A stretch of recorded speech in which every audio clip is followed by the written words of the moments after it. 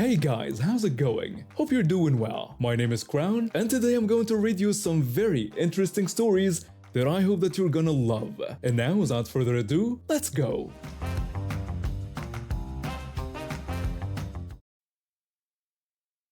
I've been going to our state fair since I was a kid. My parents would take me every summer, and now that I'm in my late 20s, I still make it a point to go. There's something nostalgic about it. The smell of fried food, the sounds of carnival games, and of course the famous butter sculptures. They're kinda ridiculous when you think about it. Massive sculptures made entirely of butter, but that's part of their charm. This year's sculpture was special. It was a tribute to local farmers, featuring detailed scenes of farm life that changed as the display rotated. Last summer, I was at the fair on a pretty busy day. The butter sculpture that year was impressive. It was a rotating display with different scenes on each side. I was standing there admiring it when I noticed an older man next to me holding up his phone, recording the whole thing as it turned. He seemed pretty intense about it too, muttering about getting the perfect shot and shifting around to find the best angle. That's when this adorable little girl, couldn't have been more than 3 years old, came running up to the display. You know how little kids get when they're excited. She pressed her face and hands right up against the protective glass, completely amazed by what she was seeing. She was bouncing on her toes, pointing at different parts of the sculpture and making excited little gasping sounds. But then the old man next to me ruined the moment. He started yelling at the little girl, demanding that she get out of the way, even throwing in a Jesus Christ for good measure. His face was getting red, and he was waving his free hand around like this little girl had just committed some terrible crime. The poor little girl's mom immediately grabbed her daughter's hand, looking embarrassed. She quickly apologized to the old man and pulled her daughter back, and the little girl's excitement visibly deflated. Her little shoulders slumped and she looked down at her feet as her mom pulled her away. My blood started boiling. This kid was barely tall enough to reach the bottom of the display. She wasn't even blocking his precious video. If anything, catching a kid's genuine amazement would have made his video better. I stood there for a moment, watching the sculpture rotate, and when it started turning to the side he hadn't recorded yet, I made my move. I deliberately walked right in front of his phone, making sure to block his view of all the important details of the sculpture. I took my sweet time too, walking slowly enough to really mess up his recording. I even pretended to be studying the sculpture intently, leaning in close just like the little girl had done. The old man immediately started shouting at me, calling me an a-hole. His voice was getting louder with each word, and people around us were starting to stare. I turned around, making sure everyone nearby could hear as I shot back at him, pointing out how he'd just yelled at a little girl all because he needed his video that badly. He just huffed and insisted that I was still an a-hole, his face now practically purple with rage. I just laughed and started walking away.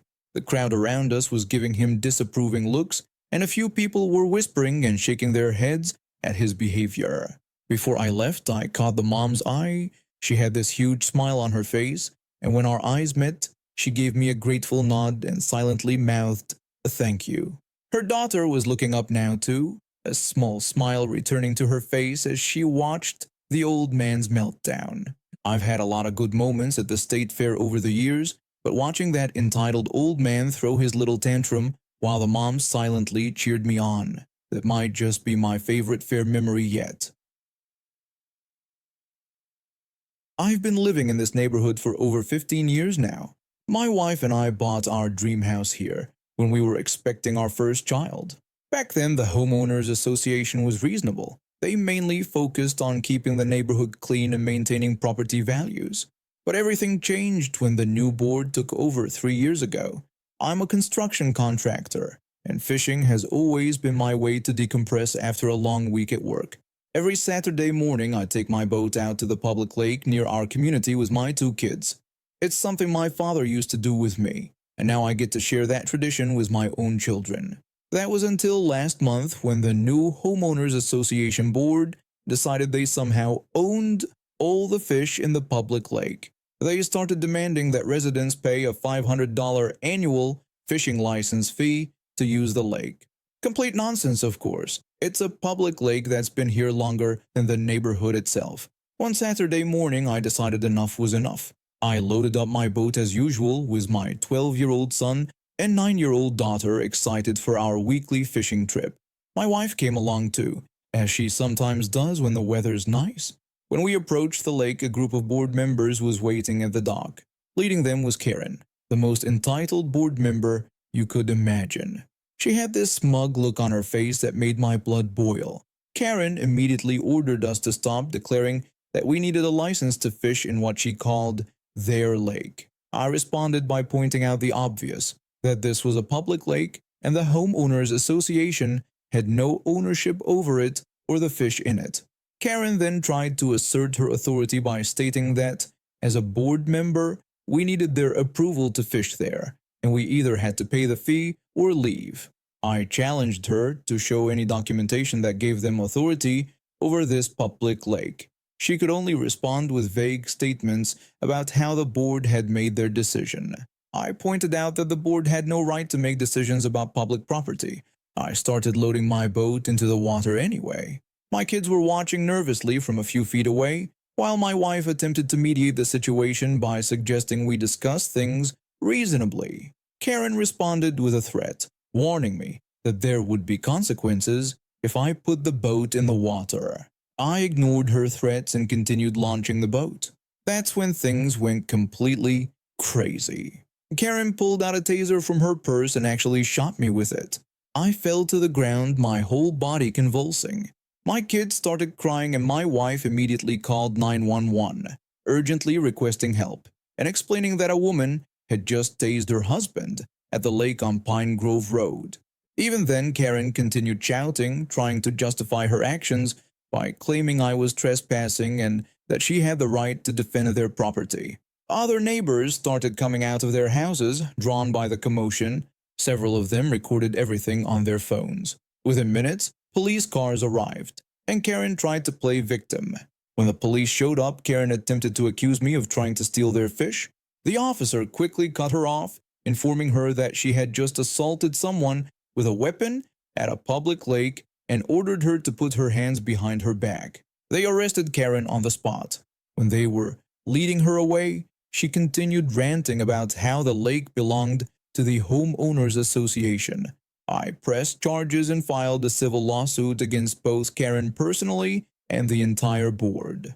During the court proceedings, we discovered that several other homeowners had similar experiences with the board's overreach, though none had been physically assaulted. Many came forward to testify about the board's pattern of making up rules and attempting to control public spaces. The judge was interested in the documentation showing that the lake was indeed public property and that the Homeowners Association had no authority to regulate it. They couldn't produce any evidence supporting their claims because, of course, there wasn't any.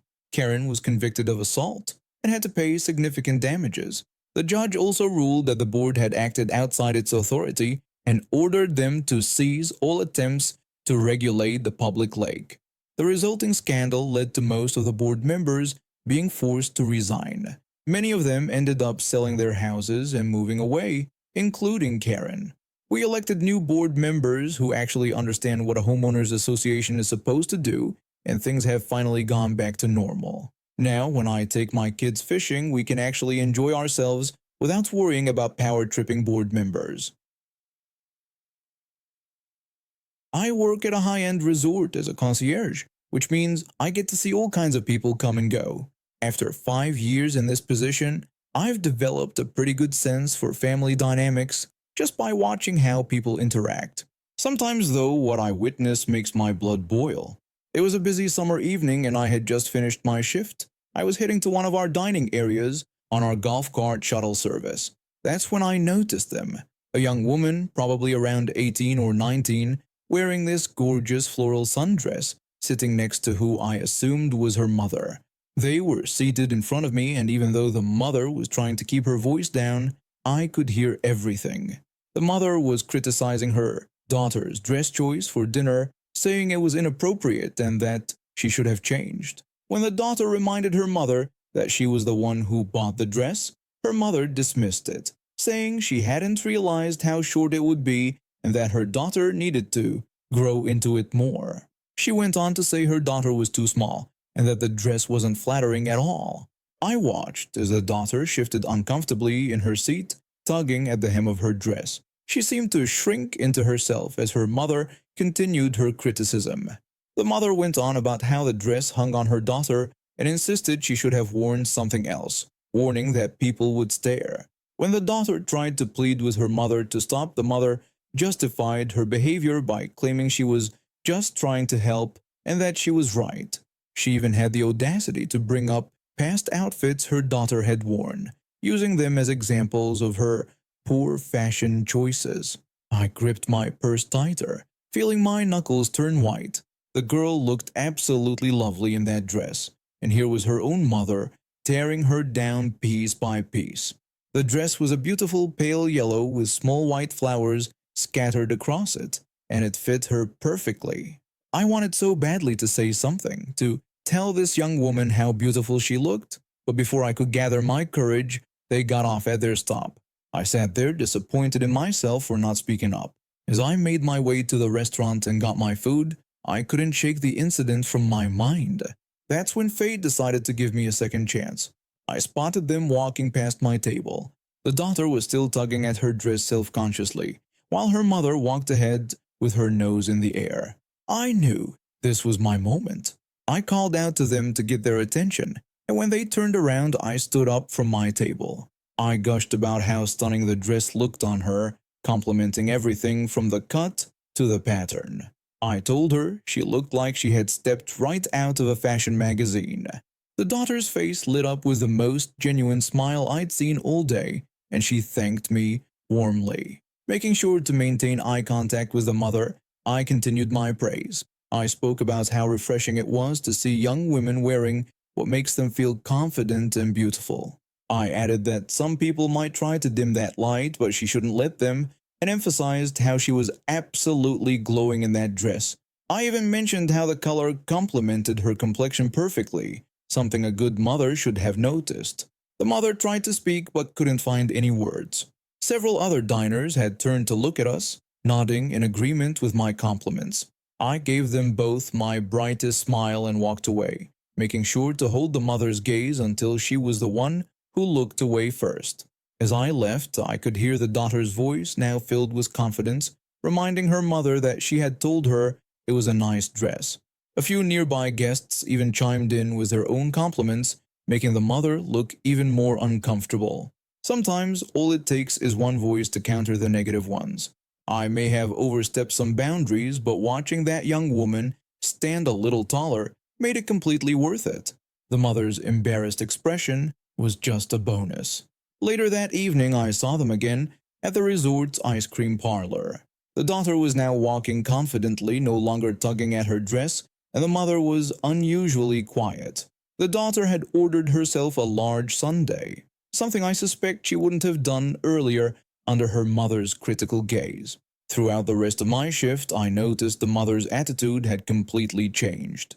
She was quieter, less demanding with the staff, and seemed to have lost that superior air she'd carried earlier. The daughter spent the evening walking around the resort with her head held high, no longer trying to make herself smaller to please her mother.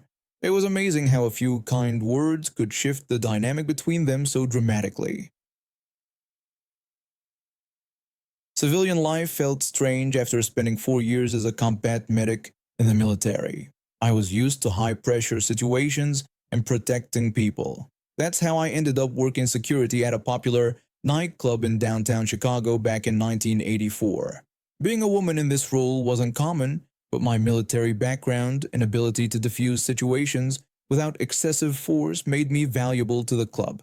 I also worked as an emergency medical technician during the day, so handling drunk and unruly patrons was just another Tuesday for me. That night in July was especially busy. The air conditioning was struggling to keep up with the hundreds of bodies packed onto the dance floor, moving to the beats of Prince's When Doves Cry. I was off duty that evening celebrating my best friend's engagement with a group of friends. It was nice to be on the other side of things for once, just another patron enjoying the music and atmosphere. I was waiting at the bar for our drinks when it happened. This guy, who clearly thought he was the hottest thing since sliced bread, had been making his way through the crowd, hitting on every woman in sight.